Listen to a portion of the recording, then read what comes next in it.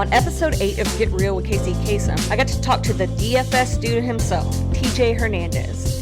He is the director of DFS at 444 Football. Yeah, say that 10 times fast. As well as co-host of the DFS MVP podcast. We got to chat it up about all kinds of stuff, including his online poker career, jumping headfirst into DFS, advice to new podcasters, and a ton more. It was a great conversation. I think you're going to learn a ton from it. That's a lot of tons, but you're going to learn a lot. Make sure you're following TJ on Twitter at TJ Hernandez. You can follow me on Twitter as well at the Casey Kasem, and you can follow the podcast on Twitter at GetReal_pod. Make sure you're checking out my writing on both the Fantasy Footballers and Fighting Chance Fantasy. This podcast is also a proud member of the DAP Network, which you can find on Twitter at DAP_network. There are all kinds of awesome podcasts on that network. Also, before we jump into the new episode, I wanted to tell you a little about this charity league I've been participating in this year. It's called Pros with Joes. Pairs up everyday fantasy players with industry experts to raise money for a bunch of great charities. For some reason, they decided I should be an expert, so there's that. This season, I was paired up with my dude Michael. We've had a blast co-managing our team, even though we just got knocked out of the playoffs. We are playing for Dallas Dogger, and you can help support their mission by donating over at proswithjoes.rallyup.com/trophy. Donors get entered to win dope prizes like premium subscriptions to their favorite fantasy sites, one-on-one coaching with the pro, podcast merch, and even a spot in the 2021 league. They'll be raising money through the end of the month, and every dollar goes a long way for all of the charities. Go get entered to win and help contribute to these great charities over at proswithjoes.rallyup.com/trophy. Hello. What is up? Hey, not much. I'm excited to talk to you. How are you? I'm good. How have you been? Good. Am I sounding okay? You are. Am I sounding okay to you too? Yep. All right. Awesome. Yeah. It's pretty chill and everything like that. So that's how it's going to be. How's your season going? It's okay in some leagues, and some leagues are just absolute crap. Yeah. Are you? How about you? It's going. I mean, it's always a grind. This is like after Thanksgiving is when I start feeling like there's a light at the end of the tunnel. But of course, Thanksgiving was crazy this week with all the scheduling and stuff. But yes, that's what I'm concerned about. Like, yeah, it's a mess. It is totally a mess. There's like maybe one or two leagues that I like have a shot. Are you in SFB? Yes. How you doing in SFB? I'm okay. I think I have a wild card chance. I mean, I beat whoever I'm playing this week by a lot because I had Tyreek Hill on my team. And so how are you doing in there? I'm guessing you're a part of SFB too. Yeah, my team's doing really well, but I just lost Will Fuller, so oh no. that might have dashed all my hopes because I was already pretty thin at receiver. Oh yeah, man. That came out of nowhere too, but it makes sense as to why he's actually healthy. Why he is healthy. Yeah, I don't know. 2020, we could just do a redo on that, and I'd be okay with it. I can't. So wild. So I guess what we'll start off with is talking to you about. Let's go back to better times, like when you first started doing fantasy football. What got you involved in fantasy football in the first place? So, I mean, I've obviously, like probably most people, always been involved as a fantasy football player. I actually started playing fantasy baseball in high school back when we were recording scores out of newspapers. That's how old I am. Like I was just on the brink of like not everybody having a computer. Like even in college, it wasn't like not everybody had a laptop. I graduated high school in 2003, so it was like right when everything was really starting to pop. But how I got into fantasy seriously is for a short time, I was attempting to play poker full time for a living. And through that, I met some guys that once, I don't know how familiar you are with the poker scene, especially back in the 2010, 2011, basically when all of the gambling laws really changed, when the poker stuff all got shut down in 2011, a lot of poker guys started transitioning to this thing called DFS. and they introduced me to it. Particularly one of my buddies from a site called Deuces Cracked, Joe Tall. He was actually trying to run his own site as a provider. They were an extension of a horse betting website, actually. So I got really interested on there. It was a really small site, and their player pool was maybe, I don't know, 100 or 200 players. And I got hooked. I was just like buying up all of their action. I think hopefully I didn't ruin Joe Tall's business, but I think I single-handedly shut down their site because I was just taking everybody's action. Nobody knew what they were doing. Yeah. Obviously, this is when nobody across any site knew what they were doing in DFS. And I was always bugging him to let me do some writing. We were involved in forums. And back in the poker days, forums were huge.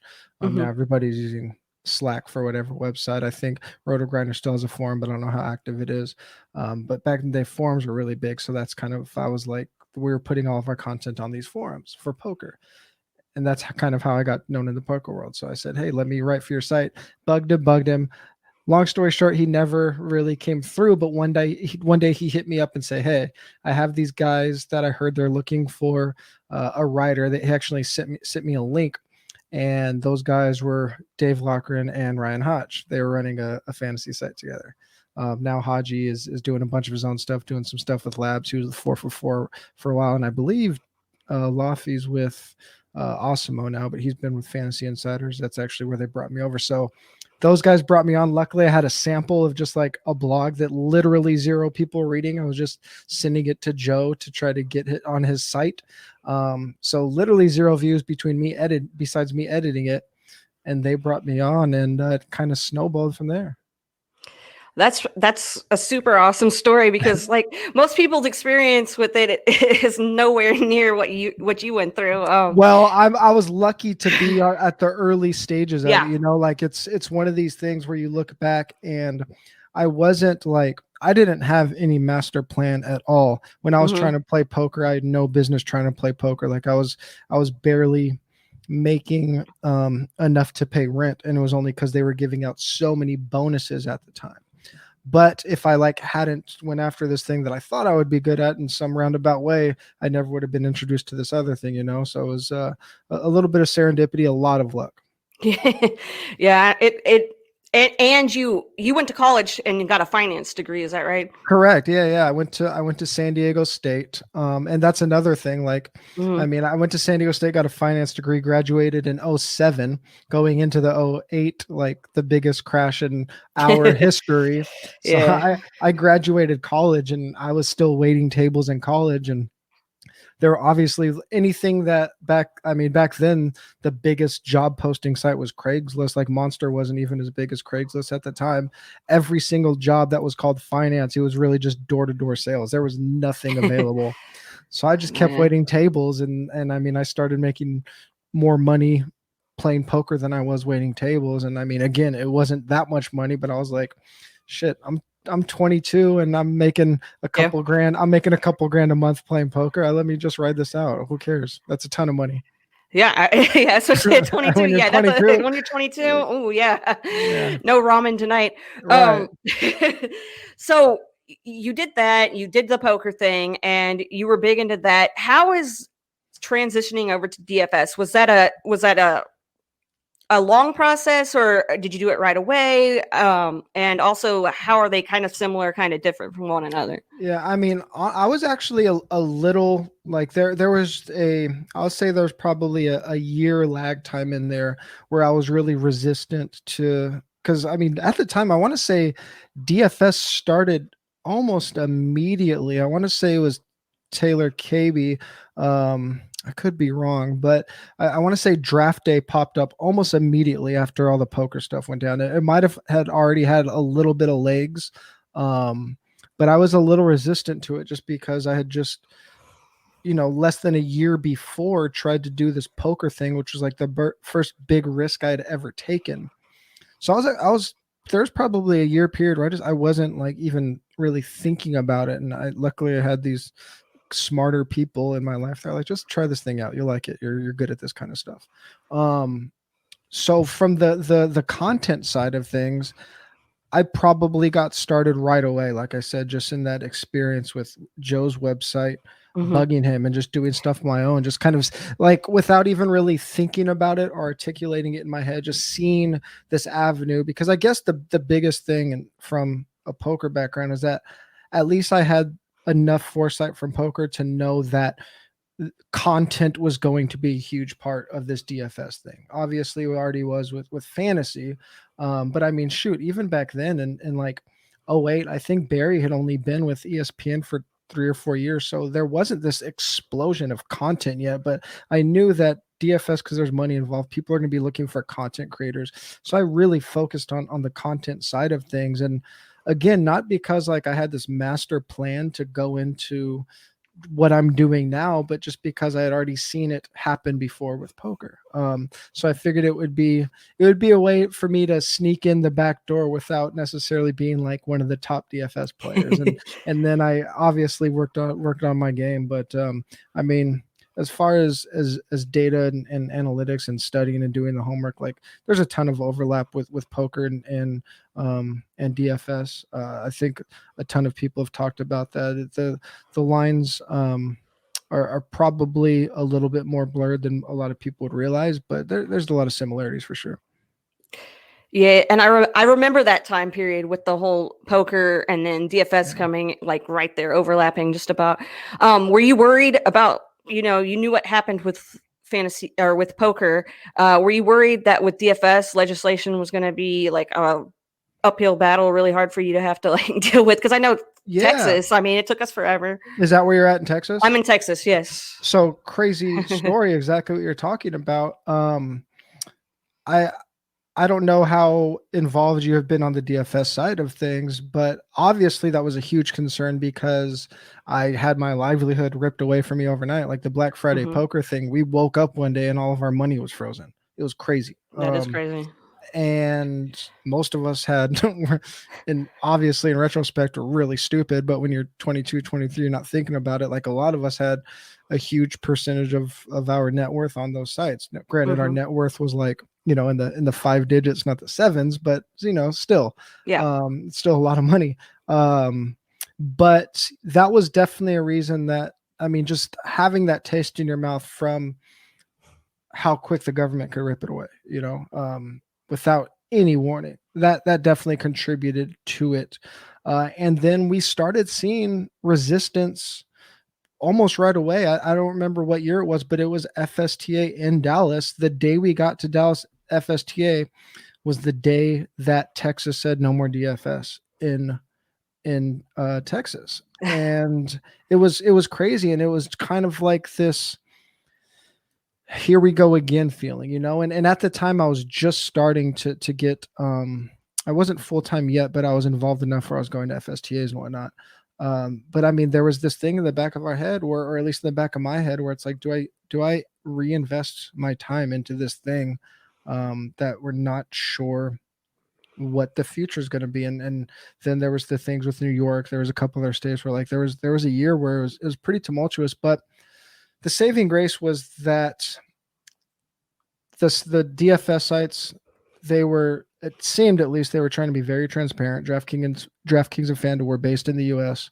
That alone made me think that there was they had a leg to stand on, and they were trying to do things in a legit manner.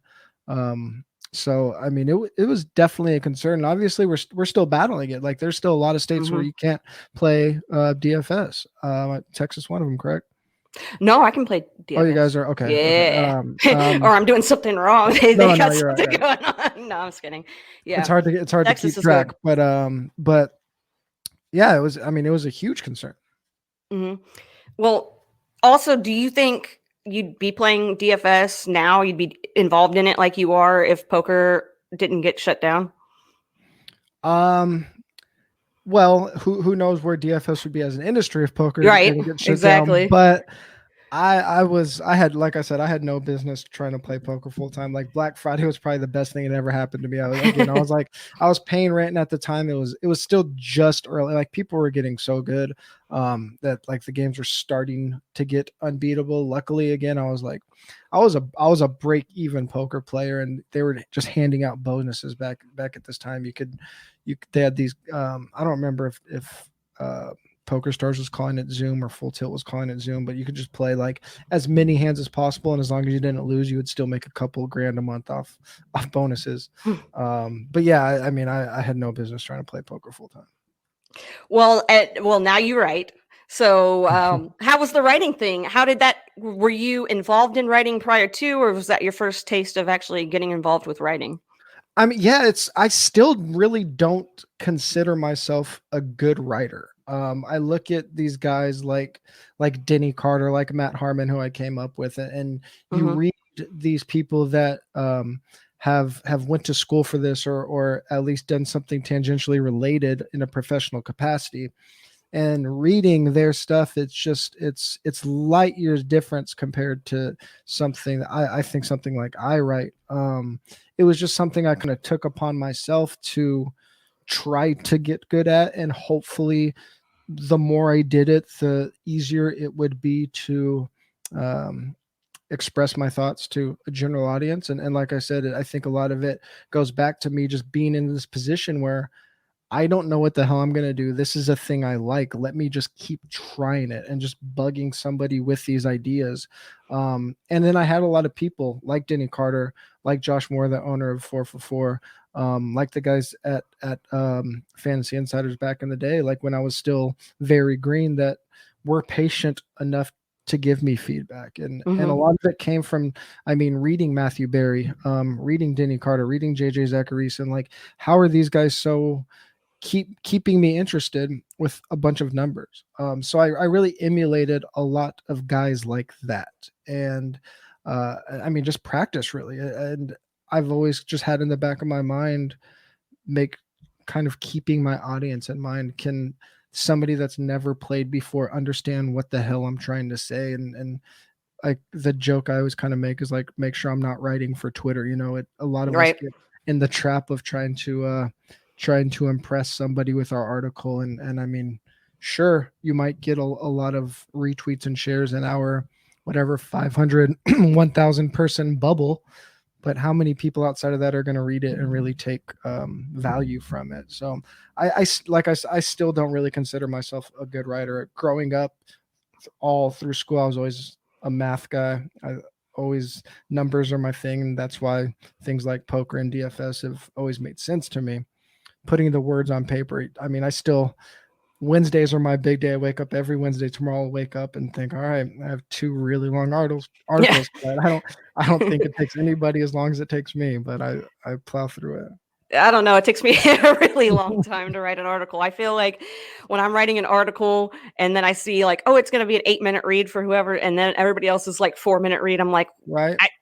why? Yeah. Why am I doing this to Yeah. myself? But yeah, um, you also, besides writing, so the spoken word, you're very, very awesome at that. Thank you. I know you have a really dope podcast that I like to listen to. Thank you. Can you go ahead and just like tell me how that came about? Was it something that was brought to you, or was it something that you came up with on your own?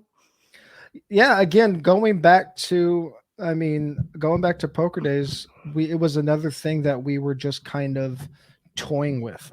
At the time, podcasting wasn't even really a big thing yet. I don't think podcasts really started taking off till 2010, 2011 is, I guess, that's when like Corolla and Rogan like started to pop, and Marin, and even then like they weren't obviously anywhere where they are right now.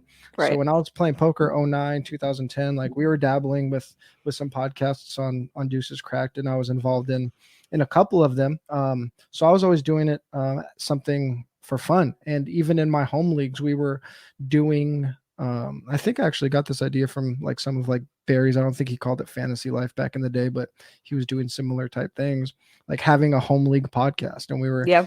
interviewing each other. I was the host, and we were interviewing each other each week, like the high scores and the most important games, just screwing around. So again, it was just one of those things that I was doing because I was bored and had free time and I was young and I thought it was fun. And when DFS MVP came up, it was really um, me coming on full time with 4for4 from the suggestion of Chris Raybon and us saying, "Hey, if you're going to come on as my sidekick in DFS at the time, Raybon was the DFS. I don't remember what the title was back then. I think it was just DFS editor at the time. We need to do a podcast before everybody else starts doing one. There was a couple big ones, but obviously there wasn't. They weren't as prevalent. I think we started in 2014, so it was just Raybon saying, "Hey, man, if you're going to be all in, let's do this thing." That's super awesome. Yeah. Yeah, starting a podcast is kind of a nerve-wracking experience for some people. Yeah. I know it was for me. Do you have any advice for people who are wanting to get involved in podcasting, but they're just not really sure which route to go and how to get it together? Yeah, for sure. I mean, I again, it's almost everything I've done. It's just been emulating other people that I've looked up to. I mean, one of the most popular podcasters in the world is Tim Ferriss, and I've read a lot of his books, and he gives tons of very actionable tips. And one of the things is like just log. He uses 6 episodes as his primer, I think.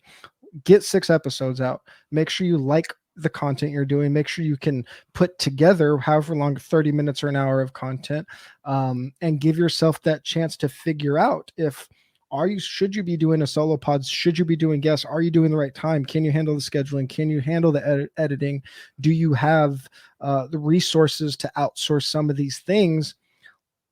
If you log 5 or 6 episodes before you even publish one, assuming you have some type of evergreen content, it's going to give you a little bit of a head start compared to, I'm going to start this podcast every week. I'm going to do 3 a week and they're going to be an hour each. And then you're 2 weeks in and you're like, holy shit, this is unsustainable. I have no idea what I'm doing. Like before you even put it out there, because a huge part of what we're doing is as content providers is being accountable to our audience, whether that audience is 10 people or 10,000 people.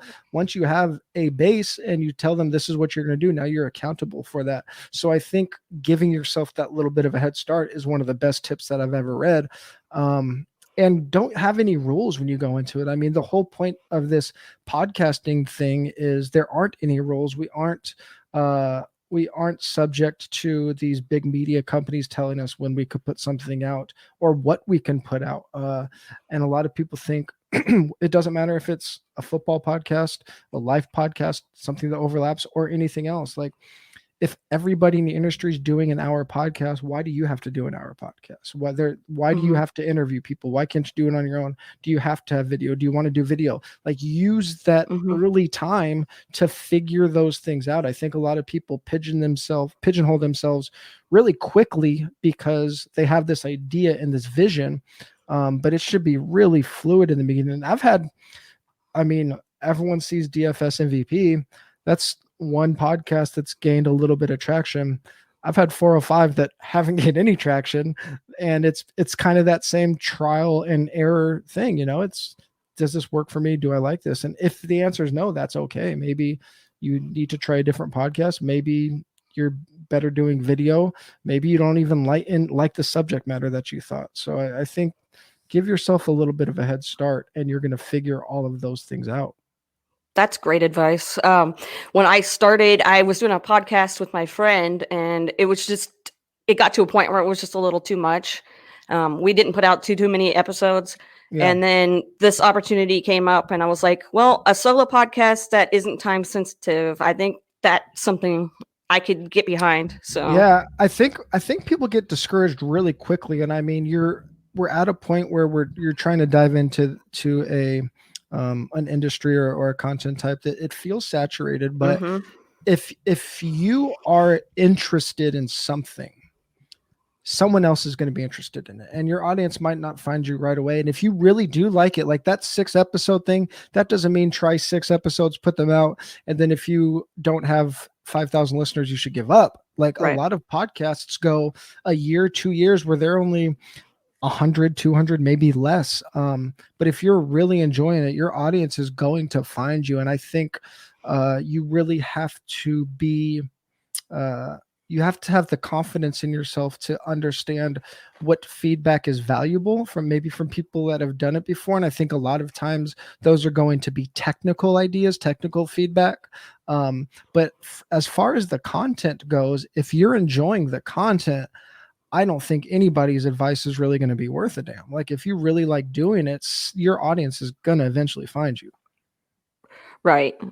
That's exactly right. Especially, if you can find something and tap into something that other people aren't doing, and kind of find Yeah, your brand, your kind of niche over here, and with your podcast, DFS, there's more now, but you guys were one of the first, like in your face, this is DFS. sure.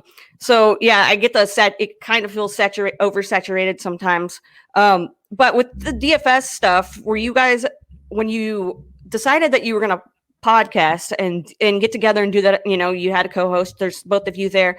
Did you guys worry at all that you were going to do this and it wasn't really going to, I know you said you shouldn't really, worry about the 5,000, but were you ever concerned that maybe it wasn't going to take off the way that it has? Yeah, of course. I mean, you put it out there, and anytime you're putting out content, especially when it's like your baby, so to speak, you're going out on a limb, and there's definitely that concern. But again, it was just one of those things where it was like, if we're going to grow this 444 brand, I mean, at the time, our DFS sub was like in year 2, and it was really, really small. We're going to do all the things that we think are important. And it wasn't that we were just doing a podcast, that we're doing DFS. We thought we had a unique idea. Even at the time, people were only doing picks, and you have to do that if you're doing DFS. People want to hear what to play, or who to play, or whatever. But I mean, just our theory concept, and sometimes I kick myself in the ass for this, because Wednesdays, when it's time to record, I'm like, how the hell do I come up with a theory segment? It's really hard to think about. But it's just that little difference.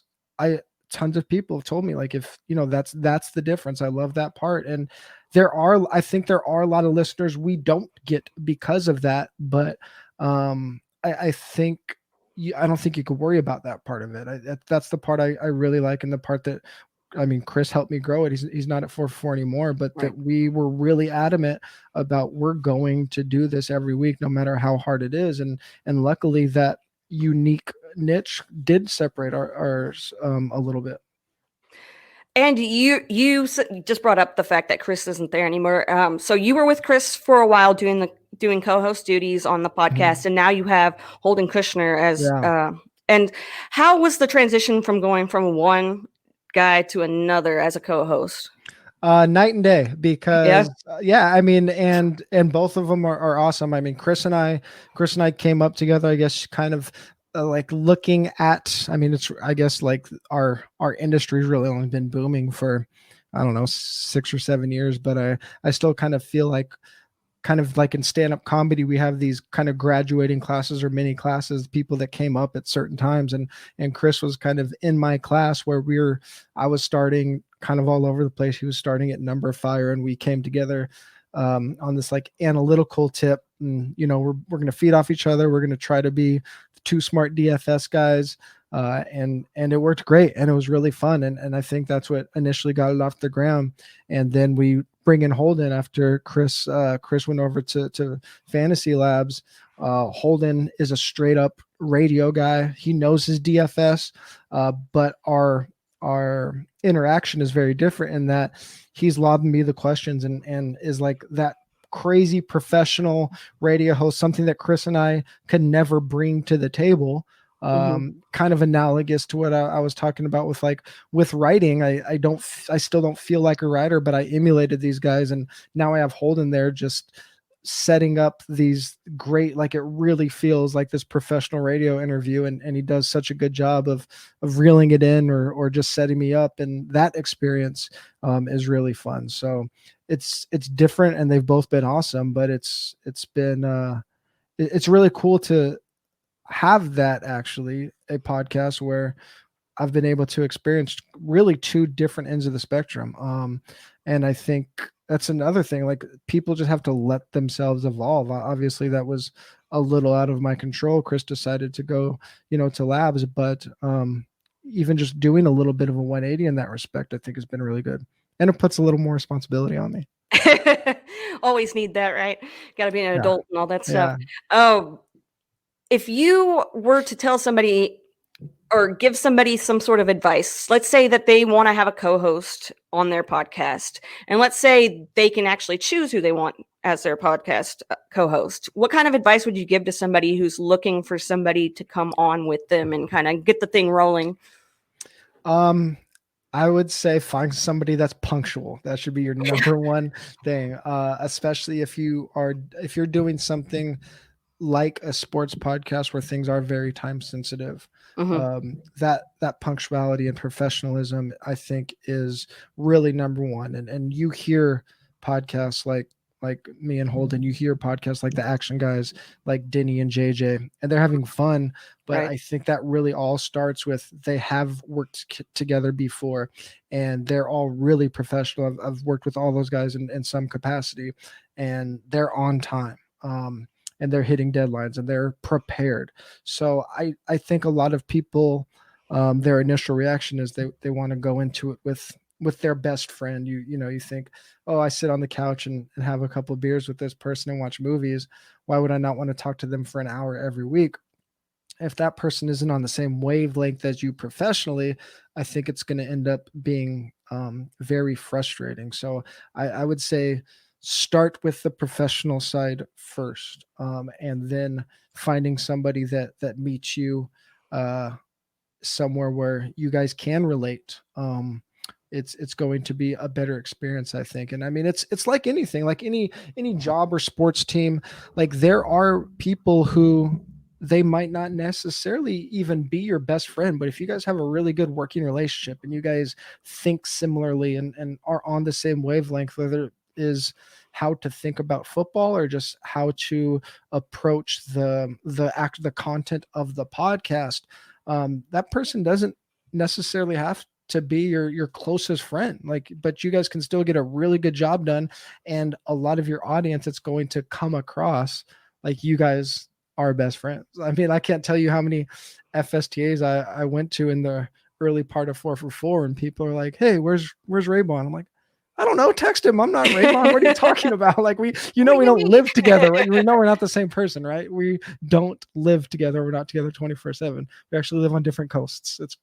But yeah, I mean, I think you could convey that sense of a really strong relationship by having that really strong foundation. That's dope. Yeah. My co-host that I don't have, my non-existent co-host, but if I ever need somebody to fill in for me or something, that's good. How do you like the solo non co-host? I kind of am a control freak, so Mm-hmm. I think me being able to just do it and like do it on my own time, like I chose Tuesdays to be the day that I record, but if something comes up and if I want to do it on a Wednesday, if somebody says I can't do it Tuesday, I can do it Wednesday, then I'm totally cool with that. And I don't have to Yeah, rely on somebody else, a co-host that's yeah. like, it doesn't work with my schedule. So that's one thing that I think I like about being solo. Yeah, no, that I mean, and that's another thing. Like you were talking about, what would you tell people starting out? I mean, I mean, I know you're solo, but you have guests. The Hmm. idea of are you going to have guests or not? I mean, I Yeah. know there aren't the difference between a solo pod, having a co-host, and having a podcast with a guest are 2 or 3 really different things. There aren't a Mm. lot of people that can rant alone for 30 minutes or an hour. Right. I would actually love to do a solo pod. I've just been too lazy to put it together. Compared to what you're completely on your own there, but you have to be able to talk for an hour. Are you going to have a co-host where you guys are coming up with content together and you could really schedule a time, which I love, or Hmm. have guests? Like if you notice DFS MVP, we don't have guests. We have them in the off season leading up to Hmm. the season when things are loose. But in season, like I know I tend to come off as this nice guy, but if in season I have to scheduling guests is my nightmare. Yeah. So that, like, are you okay with that? Some people can handle that well. Some people, that's not going to fluster them. If I have a guest and they tell me they're going to be 20 minutes late, like, I'm furious and my day's ruined. So are you the type of person that can handle those types of fluctuations? Because if you have guests, that stuff is going to happen. So thinking about all those things are really important. And speaking of doing solo podcast or even interview podcast, you years back you had a podcast at Season's End that you Yeah. were doing. Yeah. Which I will admit that I didn't listen to it until I think I only did today. about 5 episodes. Yeah, I I didn't even know listened you to could still 2 find it. episodes today. Yeah, so I went on Stitcher. I think they have 2 No episodes way. available there. So, yeah, I listened, and, you know, it was really cool to listen to you and interviewing people. I love to listen to other podcasts where people interview just so I can kinda get ideas on, like, cadence and, how to transition from one point to another. When you were doing that, I know you only did it for a little bit, but when you were doing that, how comfortable were you doing that? And then also, how did you find the people to come on the show that you had on your show? Yeah, it was. I mean, I definitely wasn't comfortable doing it. I felt like I was not doing I didn't feel like I was a strong interviewer or something that I was curious about. Mhm, And because of that, I really only had on people that I had already known very well in the community. So luckily those early ones were more conversational, and I found them because they were pretty much people that I had came up with in fantasy. mhm. Really the biggest reason that I didn't do it is I like I talked about up top, trying to log a few episodes. I was just running into so many damn technical difficulties that at the time it was an idea, and it was something I wanted to put on my plate, and at the time it was just too much. I was kind of still just kind of getting rolling as a full-time um, fantasy analyst, and I wanted it to be another way that I could promote what I was doing, and it just didn't work out. Like I wasn't super comfortable doing it, and I didn't like it. But it was just one of those projects that I wanted to try. It's probably something that I think I would explore again. Again, like, scheduling guests isn't something that Yeah, excites me per se, but I think some kind of mix of like a solo pod and having guests on occasionally is something that I would love to do. And it's just because I like it was Matt Harmon was doing something kind of similar oh, yeah, back in with the day, but it backyard was banter. backyard banter, Yeah. but his was really focused around how people got into fantasy, kind of like what you're Yeah, doing yeah, yeah. right now. And I wanted to do something with fantasy people that I just like. All of us aren't just fantasy people. And I think it probably stemmed a lot just from me, even early on. Like I I don't want, frustrated is definitely not the right word, but in everyday life, when people find out what you do, it's all they want to talk about. And it's like, Right. what, there's more than that. So that was kind of like the impetus of it. Like, let me try to figure out what these other people in fantasy are doing outside of fantasy. So that stuff is fun. People are fun, so Yeah. just that was kind of the idea behind it. It was a really dope idea. I really liked it, and I really liked what I listened to today. So, yeah, that was I really can't believe cool they're when I still out there. I I'm embarrassed. I wouldn't even no, want to don't listen to them. don't be embarrassed. It was good. Yeah, so that was really great, and you you interviewed people and got kind of a, like you said, you got to know them outside of football. What do you think about this crowd that says the stick to football crowd? How do you do with those people? I assume that anybody that is slandering on Twitter, I just picture I'm talking to an 11-year-old in their bedroom, and then I don't even respond. I'm not even joking. That's what I Yeah, think. Every time somebody's negative, I'm like, oh, yeah. that's just a child. And if you think about it that way, I mean, I if I'm talking about something besides football on my timeline, I'm probably not being serious. Yeah. I don't agree with stick to football. Like, people have a voice, or they things are important to some people that aren't important to others. I don't think that my opinions are necessarily worth hearing, so I tend not to put them out there outside of football. I'll say some funny stuff. I'll talk about comedy and anything. If you see something that isn't directly related to football and you can't tell if it's sarcastic or trying to be humorous, it's probably sarcastic or trying to be Yeah, humorous. just assume. But yeah, but I mean, I have no problem with like the stick to football people. I mean, I just assume that those people have that's always a reflection of the person that is sending that more than anything. Right on. Yeah. I mean, stuck to football all the time. Like you don't do Dynasty, right? No, I DFS is like as far away from Dynasty on the spectrum Yeah. as you could possibly get. Like I love football. The day the Super Bowl's over, I want to step away from football for like 2 months. Yeah. Like There you go. I would not say that I am on the level of like an Evan Silva when it comes to loving football. And I love it a lot, but I mean, Mhm.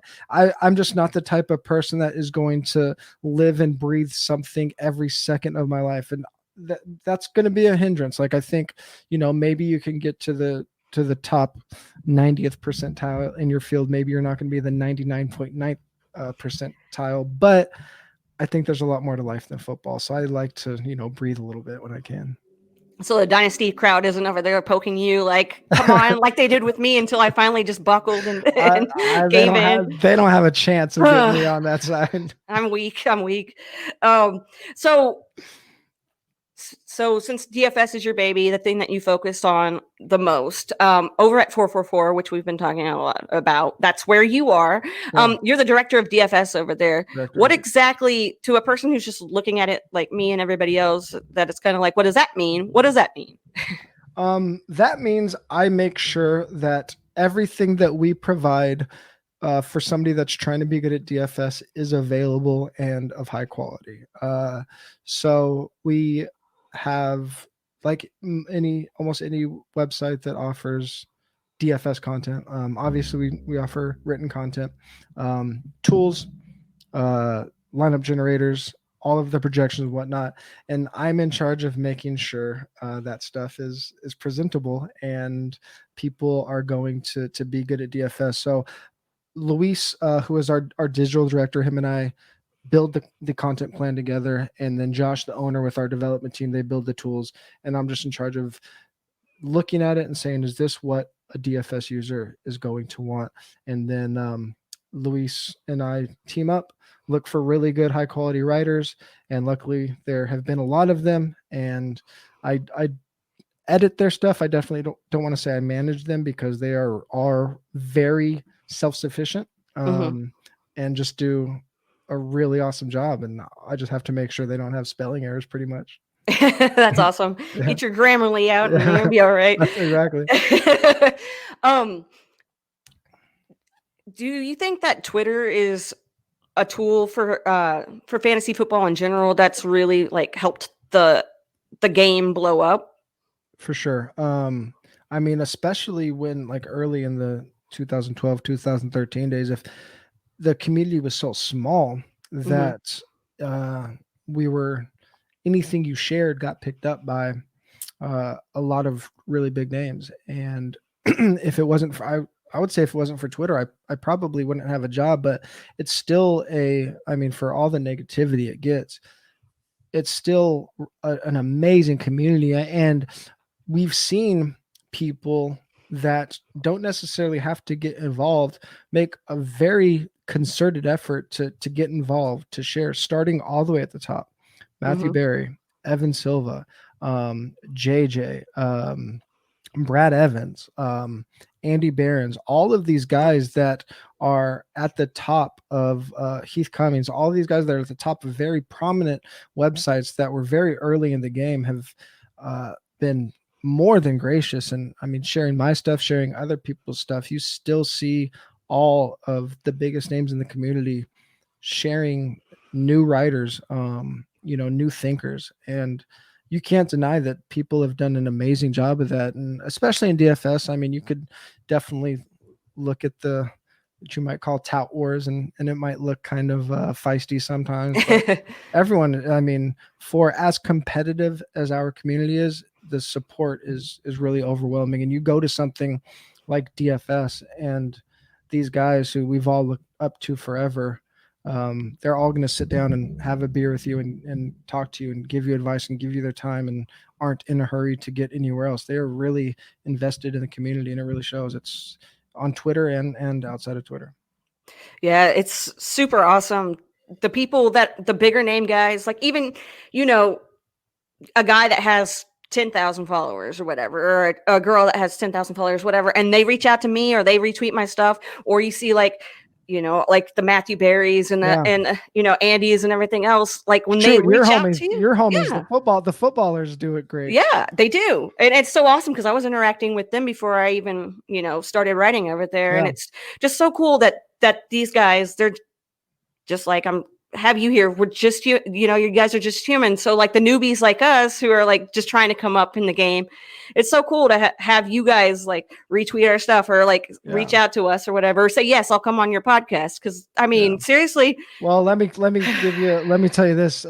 Asking someone to come on and do something that isn't a straight up football podcast is a huge plus.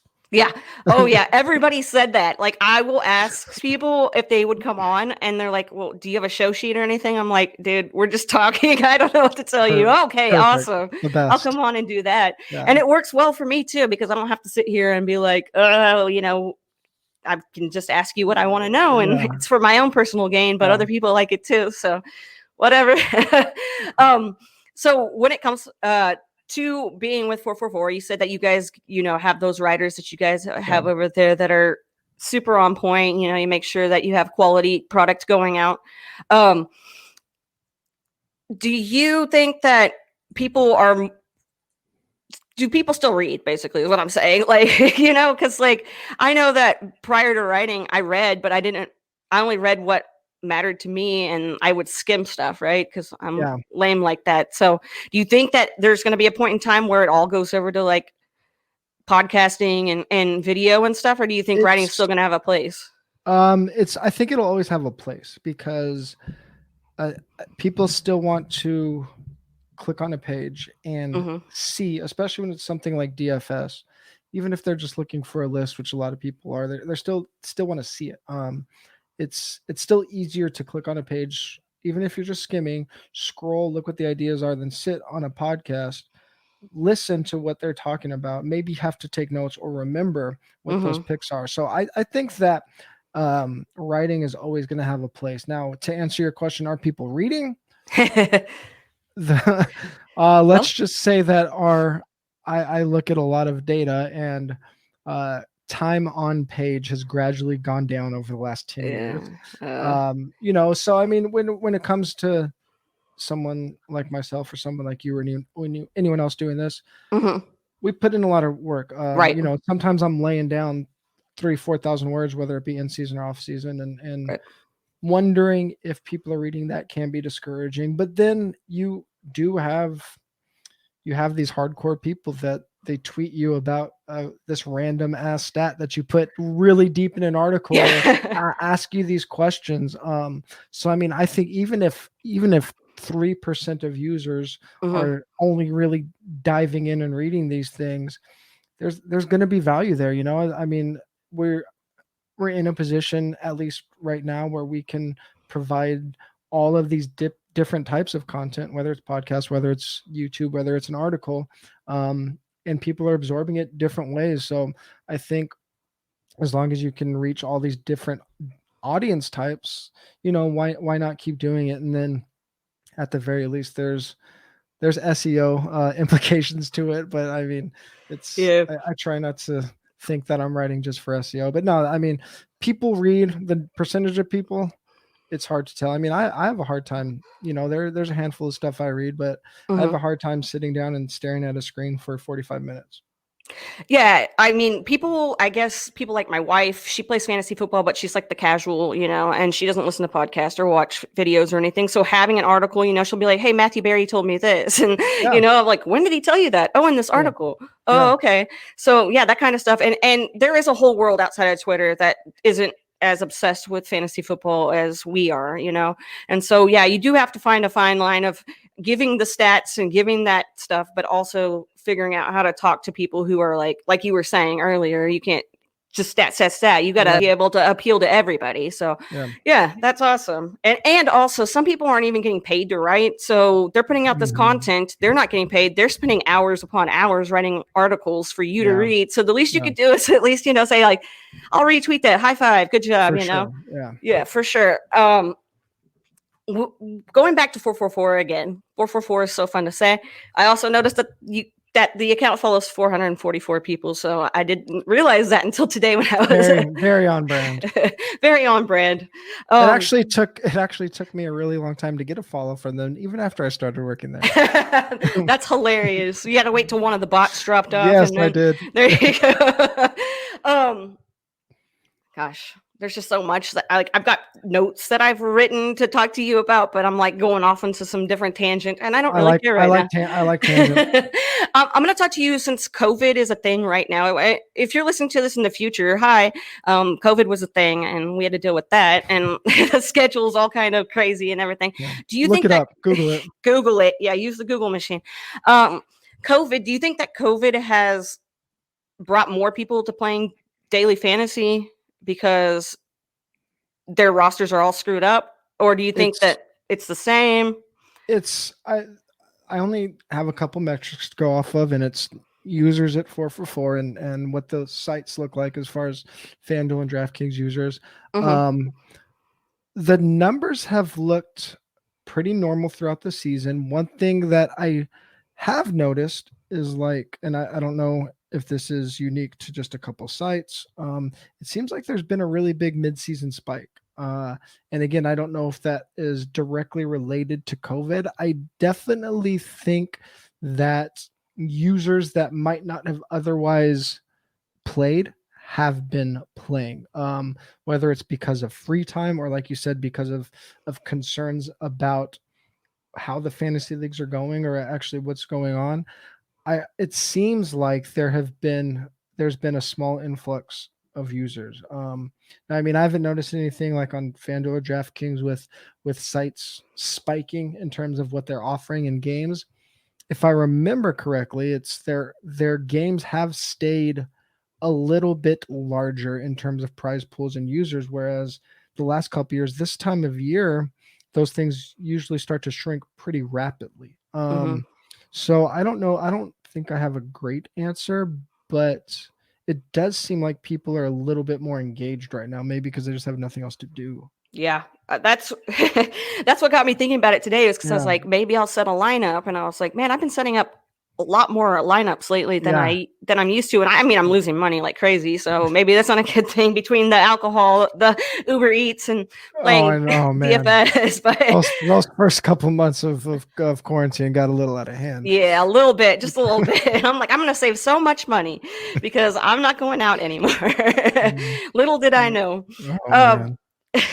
With the COVID stuff too, how has that affected not just writing, but your analysis in general and podcasting and all that stuff? How has COVID really, has it been like a super big burden, or has it really been kind of fun to have something else to kind of go to? It's actually been a really interesting experience and thought experiment, because both in real life and in professional life, I've been in this fortunate position where I haven't been as heavily impacted by it as some other people have. And it really makes you step back and rethink how empathetic you're being for people, and how much you're being aware of the other struggles people are going through. And that might sound like a little bit extreme when we're talking about fantasy sports, but I've been lucky to be in this position where I have this full-time job where I sit in my apartment, and I haven't lost a job, and I work from my living room, so I don't have these concerns about being around other people.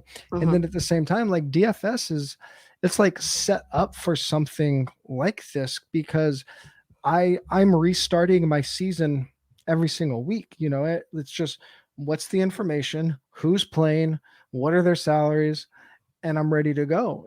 So whether a Steelers game is getting pushed back to Thanksgiving or Wednesday, it's going to be a little annoying logistically because I have to do some other things on the sites. But from an analysis and a DFS standpoint, it's still just who's playing and how am I going to analyze that. And I've really had to be conscious of thinking about my coworkers that are on the redraft side of things, where it's like it's wreaking havoc. It's a nightmare for them, and I don't have to deal with that, So interestingly, on the DFS side, it really doesn't cause that many problems. And I like kind of looping back to like your thoughts on like me joining Dynasty. It's luckily how my brain works. Like I like these hard ends to things and Yeah. restarting, and DFS really sets up to where, I mean, COVID really hasn't, obviously it's affected the players that are available and whatnot, but the day to day and the logistics of DFS haven't changed a bit. That's cool. I think that I'm starting to like lean towards more of playing that, Yeah. even though I'm not good at it, but listen to your podcast, read your articles, and I'll get good. Yeah. But the dynasty stuff and the redraft stuff, it's like you don't have that instant gratification because you have to wait all season. Okay. And with DFS, it's like right away. Yeah. I think that appeals to people a lot too. Yeah. Do you think, what are some other reasons that DFS would appeal to people, you think, over the other forms of fantasy football? I think that is the main one. It's a very different. It exercises a really different muscle.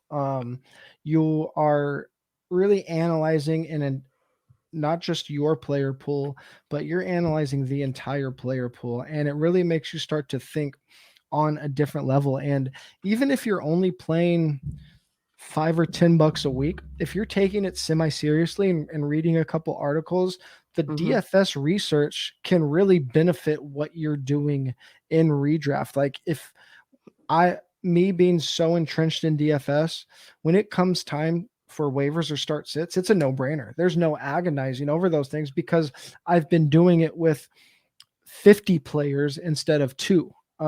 So I think that's a really big benefit.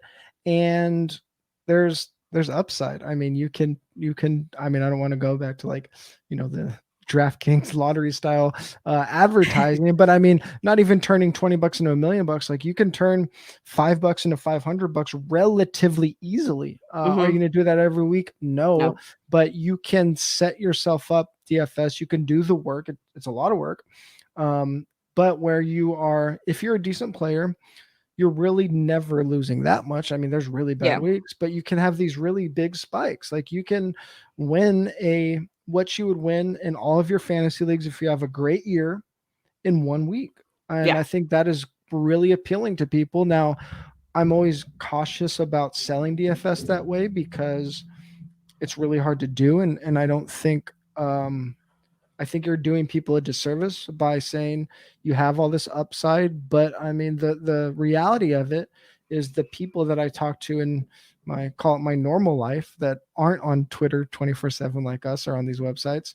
I mean, they're mostly playing like small to large size tournaments. They're not really grinding cash games like we talk about a lot. So obviously the intrigue for the casual player is these tournament style games. And it's really hard to find tournament style games in redraft. Like obviously we have FFPC and different types of championships. But even the average user doesn't dabble in those or doesn't play those much or aren't even really familiar with a tournament style. So I think people that are intrigued by things like a March Madness bracket might really find a nice little new outlet with something like DFS. That's awesome. It is, and it's cool to be able, if you've never played before, to be able to go in and do something different, kind of work your brain a different way. And I know you have to turn it on and turn it off when it comes to like Dynasty and Redraft and DFS. DFS and Redraft are kind of cousins to one another, and Dynasty is its own. And let's not even start talking about Debbie and all that jazz. No, but I mean, if like to your point, you get to dabble in some different type of things. If you're somebody that plays one league a year, which a huge percentage of fantasy people do, if your first round pick is hurt, now you're just like, that sucks. That happened to a lot of people this year, but maybe you have 2 or 3 big injuries and you just feel like you don't have anything to do all season. Like DFS. Sure, if you're going in there and throwing in $5 and not doing a ton of research, like you're probably negative EV. You're going to get matched up in some games with some really good players. But a lot of people, that $5 or $10, that's entertainment money. So they get Yep. to sweat a lineup. I mean, I have friends every week that are texting me for advice, and they're playing, almost literally pennies, but to them it's the most fun part of their week. So I mean, there's a lot of entertainment value. You can't deny that. That's what I like about it, is the entertainment Yeah. value. It's Yeah. like And it's that's like fun. I'm not I'll throw 5 in, and if I lose it, it's not the end of the world, but I can play on that 5 for a while, right? And Yeah, so exactly. it's like playing penny slots when you're at the casino, It's just like Yeah, sometimes you win, sometimes you don't, but you're not right. losing a whole bunch. And For sure. it's really just fun to just set a lineup, and try something different sometimes, especially with the smaller amounts of money and stuff, or a guy you don't have on your team that you would never draft, but then you're like, well, maybe I should put him in my lineup here. So Yeah, I yeah, mean, you're right. shoot, even if you're a casual fan, like how many casual fans are super invested in Braxton Berrios or even know who the hell he is, and we're like, oh my god, Braxton Berrios is six catches, saying like, what the hell are you talking about?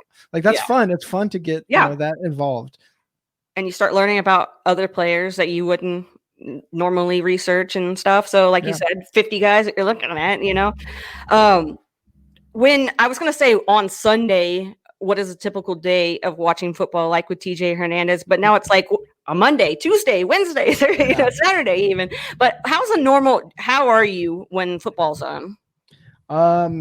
So Sundays, I'm on the West Coast. So Uh-huh. the only bad thing about being on the West Coast is that Sundays I have to be up very early. Yeah. So I try to be up by 6 a.m. on Sundays, just because we are like I still am working. We are Mhm. still doing content, giving advice, and we have a Discord with 4 for the first time this year. So I'm doing all that while trying to set lineups. Like Sunday morning is setting lineups. Saturday I build, but obviously nothing is really official till Sunday morning. So usually from like 6, 7 to like 8 or 9, I'm doing 4 stuff, and then 9 to 10 is like finalizing lineups. As soon as kickoff happens, there's still some stuff to do between in California, the 10 a.m. games and the 1 p.m. games. There's some stuff to do with my lineups or whatnot, and the website, depending on injury news. But for the most part, when 10 a.m. kickoff happens, that's my day off. That's the only time I have to do nothing. So I'm, probably like most people in our position. I'm NFL Sunday ticket. I live alone, and I really enjoy watching football alone, especially because sometimes I'm sweating DFS pretty hard. So I try to just enjoy the games and not sweat my lineups until later in the day. And then before COVID, again, Sunday night's like my only night off. I last year or any other regular year, like Sunday night's my go out to a bar night during the Yeah. season. It's the only night of the season I have to do it. Obviously this year it's a little different, but I typically chill at home and watch games alone, just because I don't like talking to people while the game's going on. That's great. I wish it could be that way for me. I think my wife probably wishes it could be that way too. She's in there and she's falling asleep, and I'm over here. Ah, I um, like talking. I'm sure we would have a good time watching a yeah. game together. I like talking to sharp people during the game. Talking to the civilian, if you will, during a game can be a little torturous. Just a Not that little I don't want to hang out with you guys. I would love for you to buy me a beer on a Sunday, but bit, it's usually let's wait till Sunday night. Well, that's what I was going to ask you about too. Is is having a social life, or having a life outside of just fantasy football. Now it's kind of different for you than it has been for a couple of the people that I've talked to on here, because they're only doing it part time or here and there, and you're doing it as your full time job. Yes. So like I know how stressed I am with my job and this, that, and the other, and finding time is a little difficult here and there. But how do you make sure that you're doing a nice balance of work and also like mental health stuff and keeping yourself sane and all that jazz? Yeah, well, I mean, there's a few other things there. So we've talked a ton about poker. I actually more invested in the last decade of my life before I started doing this. Really, I come from a big bartender background.